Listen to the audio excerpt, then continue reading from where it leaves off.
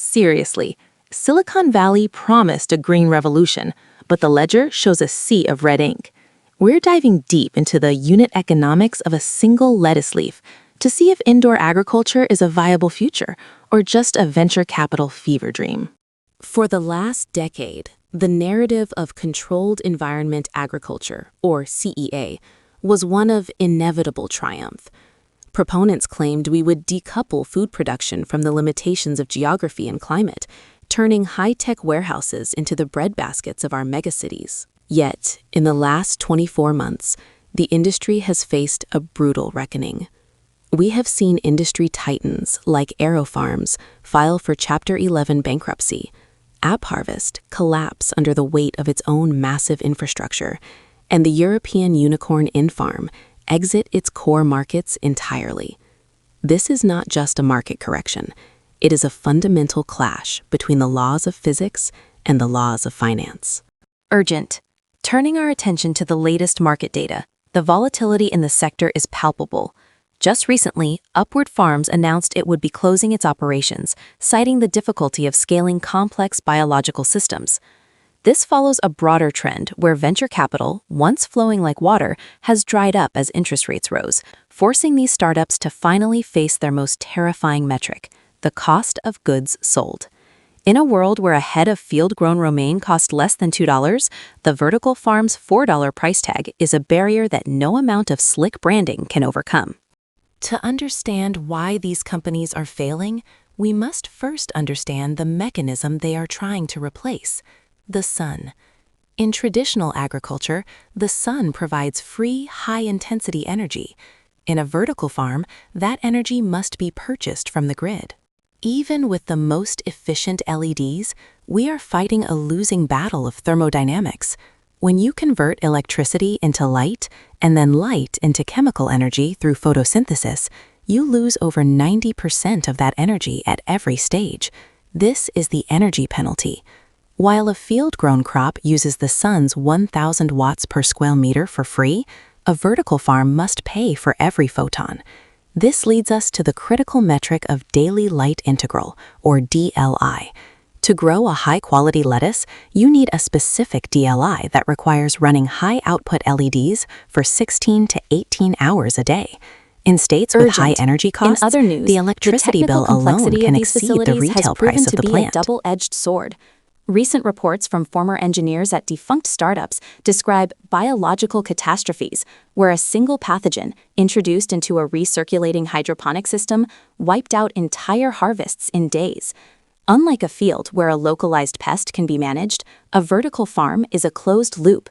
If a fungus enters the HVAC system, it is distributed to every shelf, every rack, and every leaf. The cost of maintaining a sterile, laboratory-grade environment is astronomical, often requiring clean room protocols that add layers of labor and expense that traditional farming simply doesn't bear. Seriously, moving on to the issue of CapEx, or capital expenditure.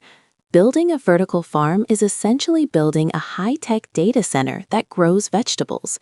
You are looking at costs upwards of $50 million for a single large-scale facility. This includes the steel racking, the miles of plumbing, the complex nutrient dosing systems, and the automated harvesters.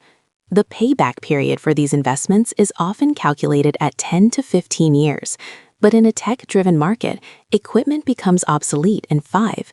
This creates a cycle of debt that is unsustainable. When AppHarvest built its 60-acre facility in Moorhead, Kentucky, it was a marvel of engineering, but the sheer scale of the mortgage and operational costs meant they had to sell an impossible volume of tomatoes just to break even. They never did. Turning to the science of crop diversity, we see another wall. If you look at any vertical farm today, you will see the same things: basil, microgreens, and lettuce. There is a scientific reason for this. These are high water content crops with short growth cycles. However, you cannot build a global food system on arugula alone. Staple crops like wheat, corn, and soy, the things that actually feed the world, are physically impossible to grow profitably indoors. To grow enough wheat for a single loaf of bread in a vertical farm would require thousands of dollars worth of electricity. The caloric ROI, or return on investment, simply isn't there. Vertical farming is currently a luxury boutique for salad, not a solution for global hunger. In further developments, we are seeing a shift toward hybrid models. Some survivors in the industry are abandoning the windowless warehouse model in favor of advanced greenhouses. By using the sun for the bulk of the light and using LEDs only as supplemental top lighting, they can reduce energy costs by 70%. This highlights the hubris of the initial vertical farming boom, the belief that we could completely ignore nature's free resources and replace them with expensive man-made ones. The market is now rewarding pragmatism over disruption. Seriously, turning our focus to the labor market within this sector, the automation promise has also hit a snag. While startups sold investors on the idea of robotic farmers, the reality is that soft, organic matter like lettuce is incredibly difficult for robots to handle without bruising. Many companies that claim to be fully automated were found to be using large teams of manual laborers to transplant and pack the greens, further bloating the OPEX.